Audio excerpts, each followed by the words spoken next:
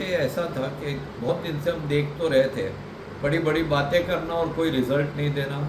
इनके डीएनए में अंदर के वो झूठे आरोप लगाते थे और लोग उसके अंदर आ जाते थे, और मैं भी आ गया था एक समय। जिस प्रकार से वो झूठ बोलते थे, जिस प्रकार से वो बातें करते थे, तो मुझे तो मोह भंग हो गया और फिर मैंने पार्टी छोड़ के मैं समाज कल्याण में लग गया।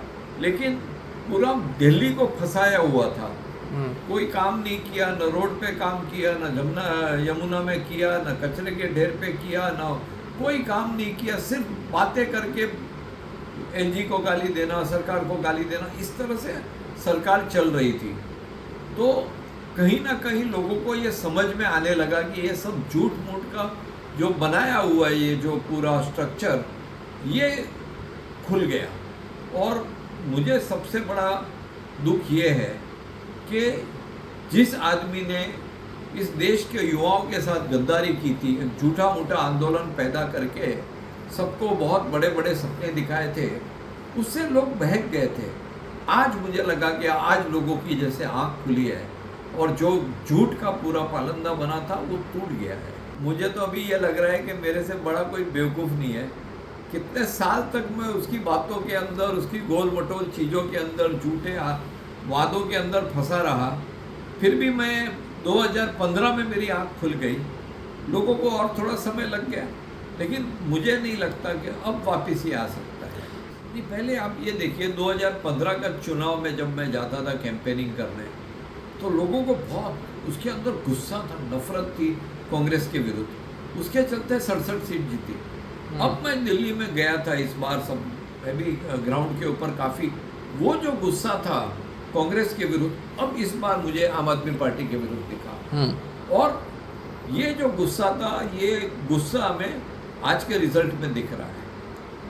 मुझे याद है कि जब मैंने पूरा इनका जो गलत काम कर रहे थे, जिस प्रकार से इन्होंने सबको बाहर निकाला, तब मैंने एक ब्लॉग लिख के ये बताया था कि किस तरह से ये राजनीति करते हैं।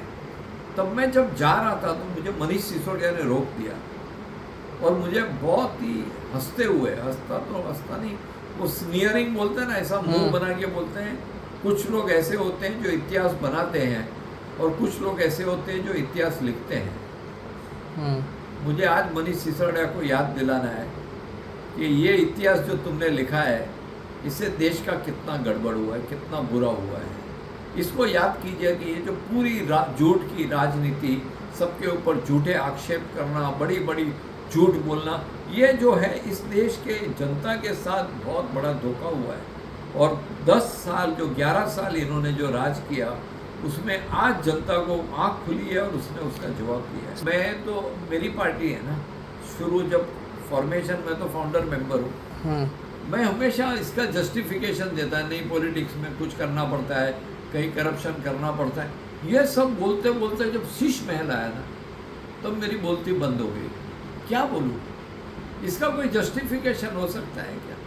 80 लाख का पर्दा लगाया तो 8,000 का पर्दा लगाते तो क्या होता?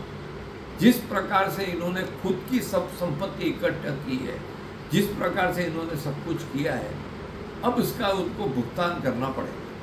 देखिए, हम लोग पॉलिटिकल विकल्प नहीं थे, हम लोग एक वैचारिक विकल्प थे। किस तरह देश को एक अलग विचारधारा दे सकते हैं। हम जैसे कहते थे, एक डिफरेंट नैरेटिव, एक डिफरेंट पॉलिटिकल कल्चर करने आए। जब 2015 के बाद उन्होंने जो पंजाब में काम करना शुरू किया और जहाँ सारे कॉम्प्रोमाइज़ करने लगे, मनी, मसल, कास्ट, ये सब पॉलिटिक्स खेलने लगे, उस दिन हम विकल्प खत्म हो गए। फिर और एक राजनीतिक पार्टी हो गई, जैसे दूसरी पार्टी है ऐसी एक आम आदमी पार्टी हो गई। और फिर भी उन्होंने जिस प्रकार से आगे बढ़ गए कि करप्शन में, झूठ में, वायदे में, ये दूसरी पॉलिटिकल पार्टी के भी बहुत आगे निकल गए। जो 70 साल पुरानी पार्टी है उनसे भी आगे निकल गए। तो कभी तो इनका भांडा फूटना था ना, आज फूटा है। ये मैं नहीं कह सकता हूँ कि वो खुद शराब पीते हैं या, लेकिन शराब का मतलब तो करप्शन हो गया। और ये बात मैं मानता हूँ कि जो शराब का घोटाला हुआ, फिर वो स्वाति मालीवाल को अपने घर के अंदर मरवाया या मारा, ये तो बहुत, इसका कोई जस्टिफिकेशन नहीं है। शीश महल का ये शराब घोटाले का और स्वाति मालीवाल को मारने का, ये तीन का कोई जस्टिफिकेशन नहीं हो सकता, इसका कोई डिफेंस नहीं हो सकता है। यानी ये सबसे निचली स्तर के ऊपर चले गए। ये वही तो हो रहा है। क्या होता है ना, केजरीवाल की वर्किंग स्टाइल ये है कि एक तो वो सोचता है कि उसके जैसा कोई नहीं है, दूसरा वो हमेशा मुझे कहता था कि मुझे एक भी दिमाग वाला आदमी पार्टी में नहीं चाहिए, मुझे जो मैं बोलूँ उतना करने वाला चाहिए और भारत माता की जय बोलने वाला चाहिए। तो उसके आसपास इसी तरह के सब चमचे अले हो गए, जितना केजरीवाल बोले उसी को हाँ हाँ बोलना, और अगर वो कोई उसका ओपोज करे या अलग बात करे तो उसको पिछवाड़े में लात मार के बाहर निकालना, जिससे किसकी हिम्मत न हो बोलने की। ये पॉलिसी लंबी नहीं चल सकती है। एक डेमोक्रेसी के अंदर अगर आपको पार्टी रन करनी है तो अलग अलग आवाज़ सुनने पड़ेंगे, अलग अलग पर्सपेक्टिव, पॉइंट ऑफ व्यू ये सुनने पड़ेंगे। और केजरीवाल का ये स्वभाव नहीं था। ये वन मैन पार्टी पूरी बनी थी, और वन मैन पार्टी के अंदर क्या होता है कि जो उस आदमी की अच्छाई है वो पार्टी में तो आती है, लेकिन उसकी जितनी बुराई है वो भी उस पार्टी में आती है, क्योंकि दूसरा कोई आवाज़ ही नहीं सुन रहे हैं। देखिए, अरविंद को जितना मैं जानता हूँ वो लॉस नहीं बेयर कर सकता है। दूसरी पॉलिटिकल पार्टी तो लंबा खेली है तो बहुत बार जीतती भी है, हारती भी है। अरविंद अगर हारता है तो उसका ऐसा रौद्र स्वरूप हो जाता है।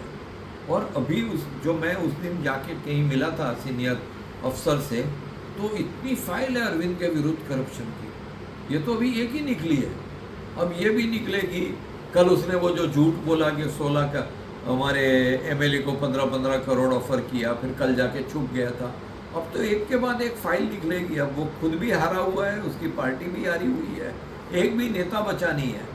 मैं आतिशी को नेता नहीं मानता, वो तो अपना पपेटियर है, जो अरविंद बोलता है उतना बोलती है, लेकिन एक भी नेता नहीं बना तो ये पार्टी टूटने वाली है, इसके टुकड़े होंगे, बहुत लोग चले जाएंगे इस पार्टी में, उस पार्टी में, पंजाब में भी यही होने वाला है। इस पार्टी का मुझे ज़्यादा फ्यूचर नहीं दिखता है। जस्टिस भी मिला, उसके बेटे ने दिलवाया, उसके बेटे को वोट कम मिले, लेकिन उसने इतने वोट काट दिए जो अरविंद की तरफ जाने थे कि अरविंद हार गया। तो कहीं ना कहीं शीला की दीक्षित का बदला उसके बेटे ने लिया है। कहाँ कोई भविष्य है, ये तो एक चुनाव था, लोकसभा उसके लिए मिले थे, हाथ मिलाया था, फिर सब अपने अपने रास्ते चले गए। हो सकता है दूसरा लोकसभा इलेक्शन हो तभी कुछ पार्टी मिल जाएगी, लेकिन तो अंदर इतने विवाद है, इतने डिफरेंसेस हैं कि कभी भी ये इंडिया